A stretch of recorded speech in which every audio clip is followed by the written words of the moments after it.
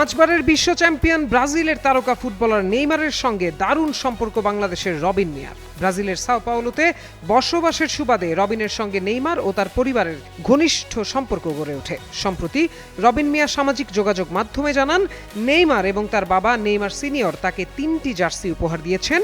পাশাপাশি ব্রাজিলের প্রথম পর্বের 3টি ম্যাচের টিকিটও পেয়েছেন তিনি। আর এই রবিন মিয়ার ফেসবুক পোস্টের বরাতেই সামনে আসলেন বাংলাদেশের তারকা খেলোয়াড় সাকিব আল হাসান। বাংলাদেশের কিংবদন্তি এই ক্রিকেটার নেইমারের দেয়া ব্রাজিলের জার্সি পরেই মাঠে গিয়ে খেলা দেখার পরিকল্পনা করেছিলেন, যদিও দীর্ঘদিন ধরেই তিনি পরিচিত আর্জেন্টিনার সমর্থক হিসেবে। নন ইনভার্টার এসির দামে ঘরে আনুন বিদ্যুৎ সাশ্রয়ী ইনভার্টার এসি। এখন 1.5 টন মাই ওয়ান ইনভার্টার এসি মাত্র 48,900 টাকা পাওয়া যাচ্ছে মিনিস্টার শোরুমে। এমনকি গত বিশ্বকাপের সময় তাকে আর্জেন্টিনার জার্সি পরে অনুশীলন করতেও দেখা গেছে। রবিন মিয়া ও সাকিবের সেই যোগসূত্র প্রকাশ্যে আসে ব্রাজিল ও মরক্কোর ম্যাচের দিন। নিউ জার্সির মেটলাইফ স্টেডিয়ামে খেলা দেখতে যান সাকিব। সেখানে তার গায়ে দেখা যায় নেইমারের স্বাক্ষর করা একটি ব্রাজিলের জার্সি। পাশে ছিলেন রবিন মিয়া নিজেও। পরবর্তীকালে সেই ছবি নিজের ফেসবুক প্রোফাইলে পোস্ট করেন রবিন।